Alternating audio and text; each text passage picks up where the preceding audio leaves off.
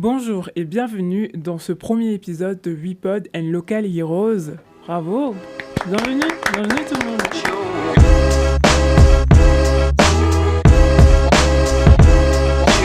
Je m'appelle Priscilla et je serai votre animatrice et je suis avec mon co-animateur Fernando. Et nous sommes rejoints par deux membres de l'association, Semir qui est animateur jeunesse chez WeCitizens. Bonjour Priscilla. Wouh! Bienvenue Semir. Merci. Et Prosper qui est un volontaire dans l'association. Bonjour Priscilla, ça va? Bonjour, ça va très bien et toi? Bien. On applaudit aussi Prosper, on applaudit tout le monde. Alors, pour vous présenter un peu le podcast, WePod and Local Heroes est un podcast créé par l'équipe de jeunes de l'association WeCitizens qui s'occupe de faire la promotion de l'économie sociale et solidaire au Luxembourg. Le but de ce podcast est de créer une plateforme pour les jeunes au Luxembourg pour qu'ils puissent venir et s'exprimer librement sur des sujets d'actualité. Si vous voulez nous rejoindre et participer à un des épisodes du podcast, n'hésitez pas à nous écrire via notre site internet wecitizen-lu.org ou sur Instagram wepod.localheroes. Et maintenant, on passe au vif du sujet.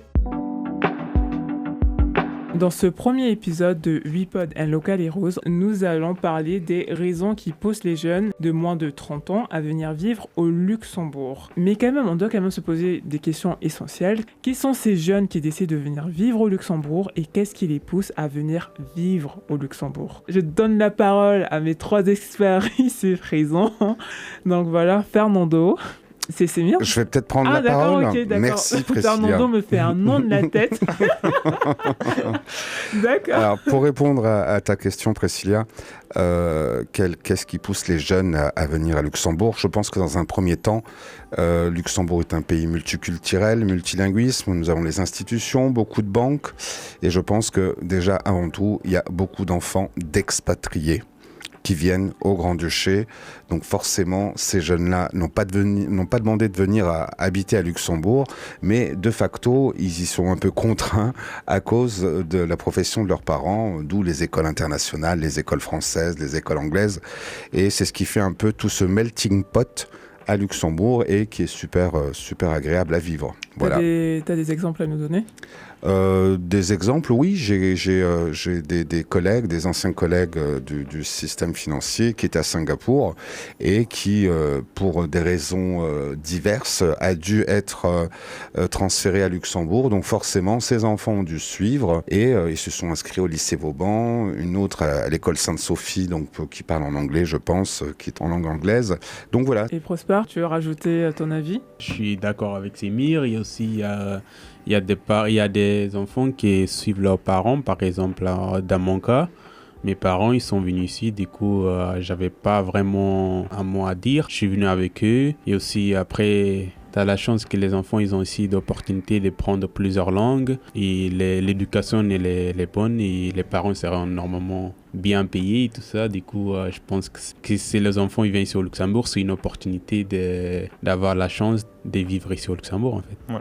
Il y a les jeunes qui viennent à la recherche d'un travail aussi au Luxembourg, les jeunes professionnels ou les jeunes diplômés qui sont à la recherche d'un travail et qui sont attirés par les opportunités d'emploi et du salaire ici que Luxembourg offre. On peut aussi parler des jeunes étudiants qui sont à la recherche d'un stage ou qui viennent continuer leurs études au Luxembourg. Ouais. Je pense que le Luxembourg est quand même un pays qui offre des opportunités de stage très intéressantes. Et donc aussi au niveau du salaire, un salaire stage au Luxembourg n'est pas la même chose qu'un salaire stage en Absolument. France. Donc voilà, si tu fais partie des pays frontaliers et tout, tu peux décider de venir au Luxembourg pour continuer ta formation, continuer ton stage et ainsi de suite. Et aussi les secteurs quand même qui sont le plus attractifs. Et pas que, finalement, c'est les secteurs de la finance, de la technologie, la comptabilité. L'informatique. Ouais, c'est ça, l'informatique. Donc, construction aussi. Oui. Ouais. Le Luxembourg offre quand même pas mal d'opportunités d'emploi, de stage à ce niveau-là, ce qui fait que c'est quand même un pays attractif pour les jeunes de la grande région. Il y a aussi un autre type de jeunes, non, n'est-ce pas, Semir? Oui, il y a aussi la population des pays, des demandeurs de protection internationaux, donc c'est les jeunes réfugiés. Car Luxembourg doit prendre aussi, comme tous les pays européens, doivent prendre leur quote-part de réfugiés, de jeunes qui demandent la protection internationale. Et effectivement, on a reçu à Luxembourg beaucoup de jeunes syriens, irakiens, donc tous les pays en guerre. Et ces jeunes prennent le cursus scolaire luxembourgeois, donc forcément ça grossit les chiffres des jeunes qui viennent à Luxembourg, quoi. Donc voilà, c'était aussi une population qu'on ne doit pas négliger, qui fait partie des résidents luxembourgeois, qui s'intègrent, qui apprennent la langue et qui font partie à part entière de la nouvelle jeunesse luxembourgeoise. Dans cette deuxième partie, nous allons parler des avantages et des inconvénients de ces jeunes qui décident de venir vivre au Luxembourg. Et je pense qu'on va commencer par les avantages parce qu'on connaît à peu près tous l'inconvénient de venir vivre au Luxembourg. Donc, on va commencer par les avantages et je vais laisser la parole à mon co-animateur Fernando. Allez, c'est à toi! Fernando. Vas-y. Allez, Fernando. Bon, déjà pour commencer, on a les côtés multiculturels, multilinguistiques et très ouverts. Le Luxembourg est un pays très cosmopolite avec une forte communauté internationale. Et les jeunes sont attirés par cet environnement diversifié et ouvert. Non, mais c'est vrai. Franchement, le Luxembourg, c'est quand même un des rares pays où tu vas parler avec une personne, cette personne va te parler cinq langues d'un coup, quoi. Effectivement, déjà, un jeune luxembourgeois, après l'école fondamentale, logiquement, il a déjà 5 langues. Ouais. Le français, l'anglais, l'allemand, le luxembourgeois, plus portugais, espagnol, selon l'origine de sa famille. Ouais. Donc forcément... Sans compter aussi qu'il y a dans des écoles qui on enseigne aussi l'espagnol et l'italien. Et l'italien, absolument. Non, c'est vraiment une opportunité, ça. Mais si je me trompe pas, le Luxembourg, il faudrait qu'on vérifie, le Luxembourg a quasiment 187 langues. Il a un représentant de 187 langues dans le pays. Donc on a au moins un ressortissant de 187 langues, donc voilà, un ressortissant de chaque pays.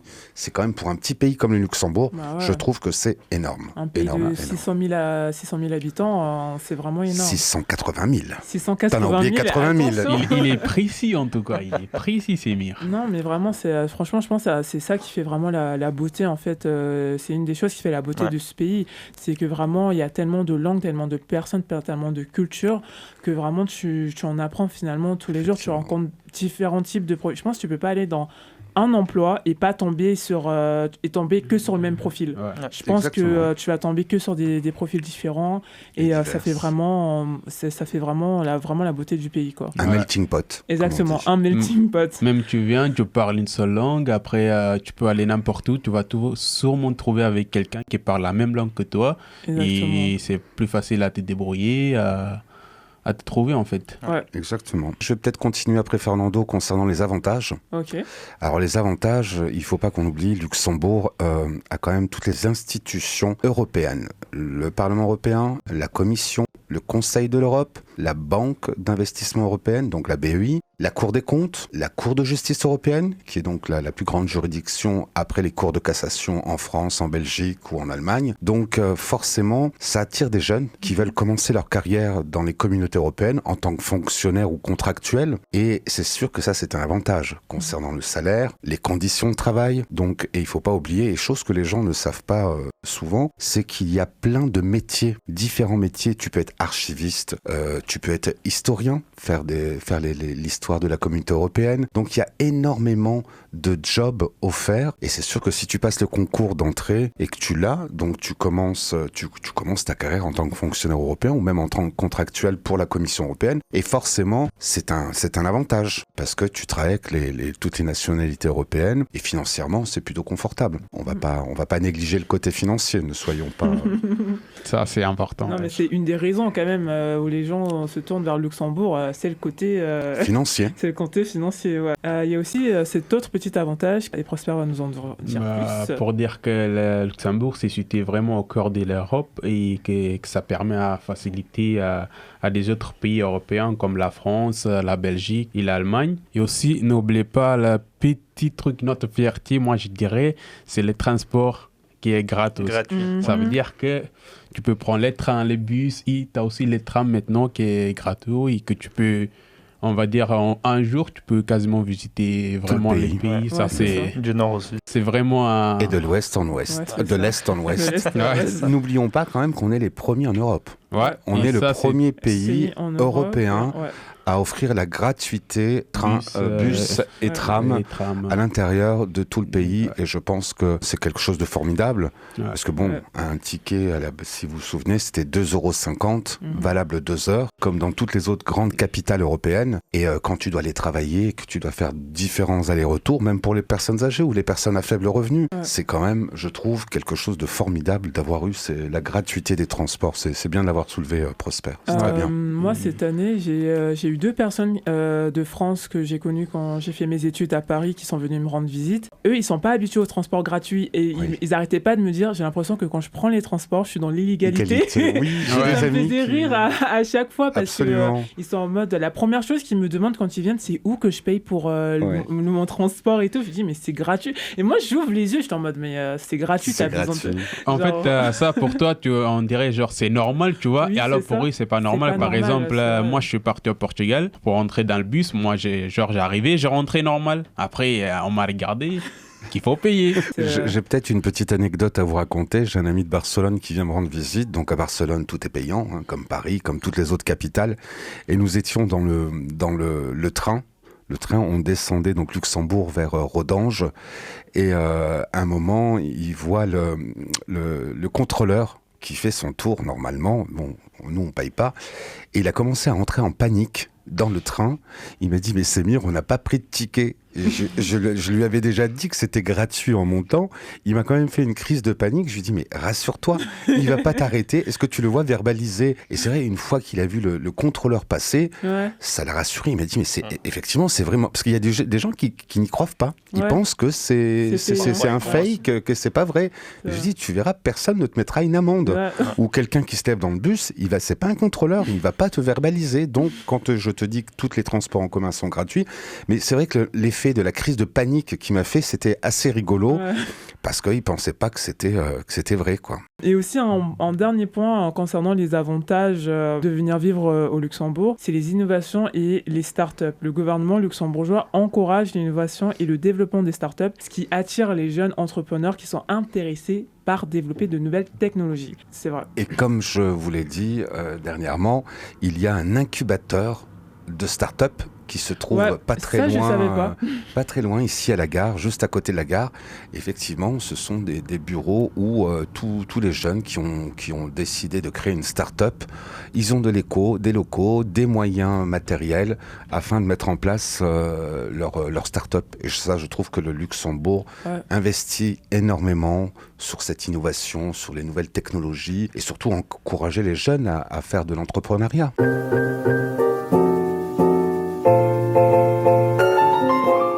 Ok, maintenant, après avoir parlé des avantages, on doit parler des inconvénients. Et je pense qu'on a... Aïe.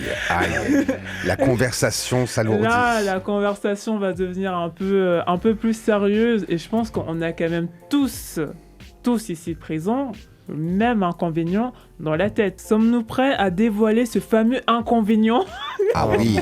que nous avons oui, tous oui, en tête? Et je pense absolument. aussi que nos auditeurs ont en tête. Ah, ça, c'est sûr. Allez, roulement de tambour. Le Attention. coût de la vie coûte cher au Luxembourg. Oh waouh, première Ouais. nouvelle, je ne savais pas du tout, je suis surprise, je suis choquée. Ah ouais, ça c'est Non, pas... mais là, franchement, je suis désolée, mais on gagne bien sa vie au Luxembourg, mais mon Dieu, Ouais, la vie, On en la vie est dépense chère. autant.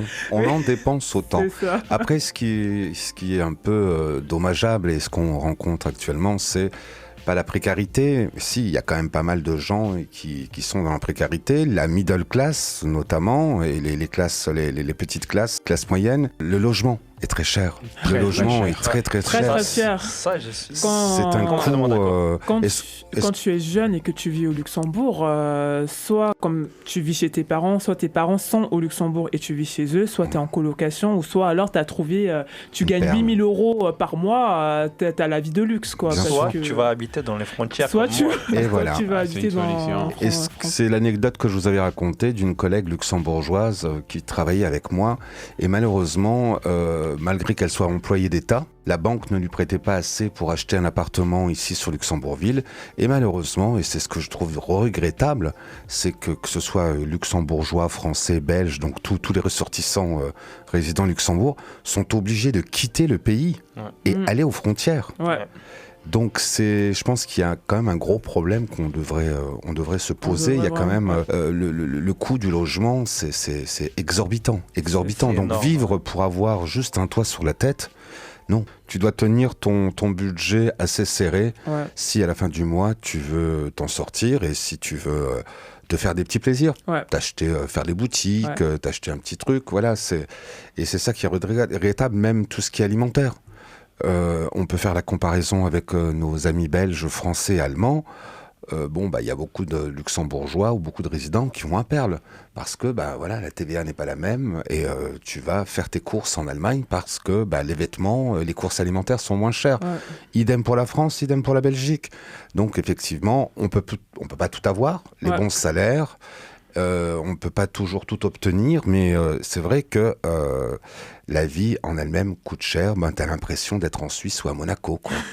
Non, mais c'est vrai. Malheureusement, on n'a pas le soleil. Hein. On n'a pas le soleil. Ça, c'est un point négatif, il n'y a jamais le soleil au Luxembourg. Il n'y a pas de soleil. Non, mais ou alors, s'il y a du soleil, c'est canicule. Exactement, ou c'est des gelées énormes. Il n'y a pas de juste milieu. Exactement. Non, mais même quand tu es jeune, moi je me souviens, j'ai passé 5 ans de ma vie à Paris. Et ce qui fait que quand pauvre, ça devait être horrible.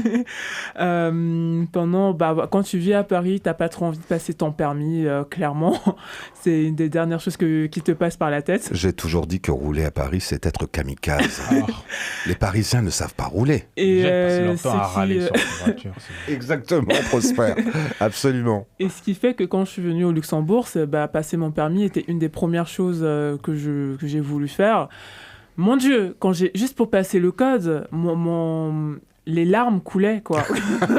Quand j'ai vu le prix... C'est pas le porte-monnaie qui pleurait. Là, c'était moi. Genre, je me souviens très bien. Je me souviens quand je suis allée à l'auto-école et qu'ils m'ont dit, voilà le prix total. J'entends 430 € juste pour passer le code, plus l'examen. 430 €. À Paris, c'est 30 €. Ah ouais. C'est ah ouais. À Paris, du simple au double, Priscilla. Là, je suis passée à 400 € de plus. J'ai regretté tous mes choix de vie à ce moment-là. J'ai regretté tous mes choix de vie. C'était quand même assez dingue. Mais bon, comme tu as dit, c'est bien, on peut vraiment pas tout avoir. Au Luxembourg, tu as la sécurité, tu as une vie quand même assez confortable. C'est agréable de vivre dans le pays. C'est un pays qui est très structuré. C'est ça. Les poubelles, les parcs sont bien entretenus, les trottoirs sont propres, la sécurité. Tu es en sécurité quand tu es au Luxembourg. Donc c'est vrai que tu as un certain, on va dire, des avantages et c'est assez agréable, c'est doux à vivre. Ouais. C'était pas en train de regarder derrière toi toutes les 2 secondes si on va te voler ton sac ou voilà, c'est vrai que c'est après tout ça a un prix, tout ça a un coût. Tout ça a un prix. Mais bon, il faut pas exagérer non plus. Il faut pas non plus. Non, franchement, je pense vraiment que le Luxembourg devrait au moins proposer des aides au logement aux jeunes, genre de 18 à 30 ans. Alors, il en existe, Priscilla, je te l'ai dit, il en existe. Il y a le site qui s'appelle loyer.lu, je crois, le Fonds national de solidarité. Mais bon, c'est vrai que l'aide au logement qu'on appelle APL en France, les APL, à Luxembourg, elles sont dérisoires.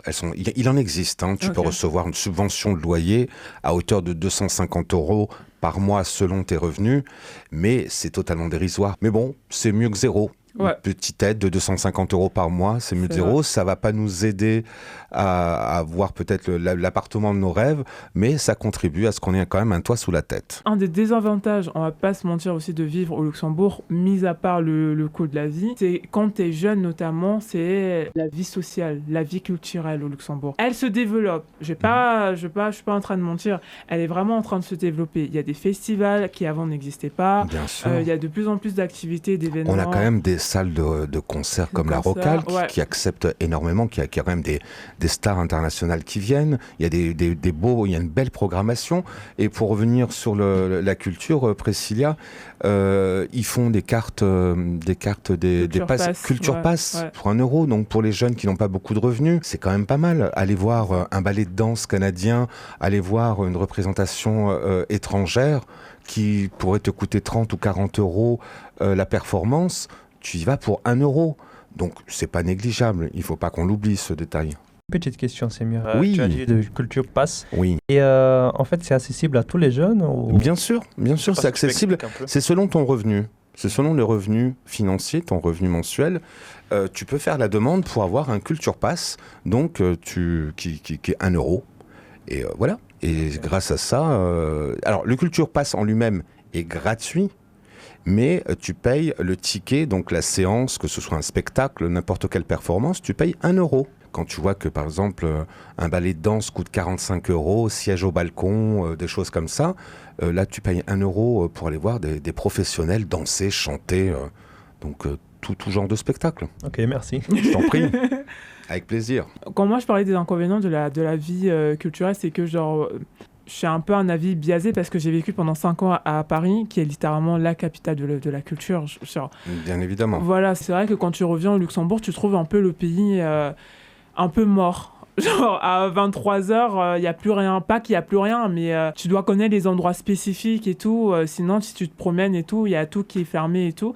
Et c'est un peu dommage aussi. Il y a beaucoup de jeunes aussi qui recherchent ce côté-là de te sociabiliser. Parce que si tu viens vivre au Luxembourg et que tu connais absolument personne, c'est très dur de te sociabiliser, de rencontrer et de te faire des amis. Il y a des choses qui existent, mais tu dois vraiment les connaître. Du coup, tu dois te plonger dedans. Alors que je sais pas, à Paris, c'est beaucoup plus facile de se faire un ami, de rencontrer tous des gens. Alors qu'au Luxembourg, il y a un peu moins ce côté-là. Et après, c'est mon point de vue. Hein. Si je peux rectifier tes propos, Priscilla, à Paris, je trouve qu'on est plus dans l'anonymat. Ah bon ? Oui. Je trouve que quand je vais à Paris, je suis plus dans l'anonymat.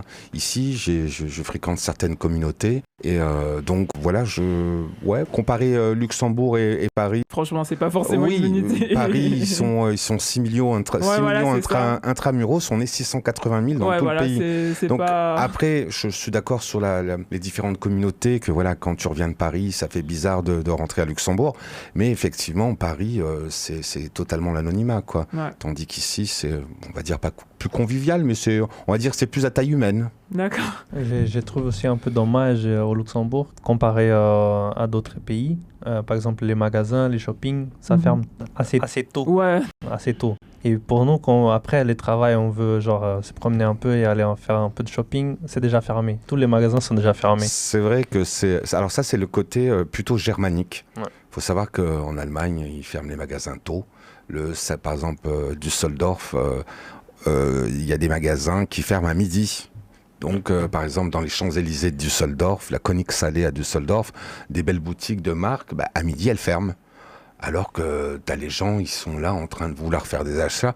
Mais ça, c'est le côté germanique. Effectivement, les Latins, on ferme plus tard le soir, comme en Espagne, au Portugal, dans le sud de la France et dans d'autres pays. Mais c'est vrai qu'à Luxembourg, les magasins ferment de bonne heure. Et ça... on va manifester. Mais bon, comme tu as dit, on ne peut pas tout avoir dans la vie. On ne peut pas tout avoir, Priscilla. Et le Luxembourg, c'est quand même un très beau pays à vivre. Et aussi, c'est un pays, je pense que c'est un pays qui ne peut que se développer. Et Absolument. Je pense que la vie culturelle et la vie sociale aussi va se développer après. Est-ce que le coût de la vie va baisser ? Ça, c'est une bonne question. Ça, c'est une très bonne question. Suite au prochain podcast. Donc voilà, si vous êtes jeune et que vous hésitez à venir vivre au Luxembourg, c'est un très beau pays, il y a de très beaux endroits à visiter, c'est au cœur de l'Europe, vous pouvez aller en France, en Belgique, c'est quand même une belle chose. Donc voilà, notre petit pays, le Luxembourg, quand même, il y a des inconvénients, mais aussi des avantages, et au final, est-ce qu'on s'y sent bien ou pas ? On s'y sent très bien. J'ai une dernière question, Priscilla. Oui. Ça fait 26 ans que j'habite ici. Si je me plaisais pas, je serais déjà parti depuis longtemps. Donc après 26 ans de vie à Luxembourg, je pense qu'on s'y sent bien. Alors, merci d'avoir écouté ce premier épisode de WePod and Local Heroes. Suivez-nous sur les réseaux sociaux pour ne rater aucune de nos actualités. On le rappelle, c'est wepod.localheroes. Et si vous souhaitez participer au podcast, toutes les informations se trouvent sur notre site internet wecitizen-lu.org et on se retrouve le 25 octobre pour le 2e épisode du podcast où on va parler justement de la vie culturelle au Luxembourg. Du coup, on a fait une très belle transition pour le 2e épisode et toute l'équipe de WeCitizens, on vous dit au revoir. Au revoir Priscilla, merci beaucoup. Salut Prosper. Salut Fernando, salut les auditeurs et merci beaucoup. Prosper. Au revoir tout le monde. Tchuss. Fernando. Merci à tout le monde qui nous a entendus et à bientôt.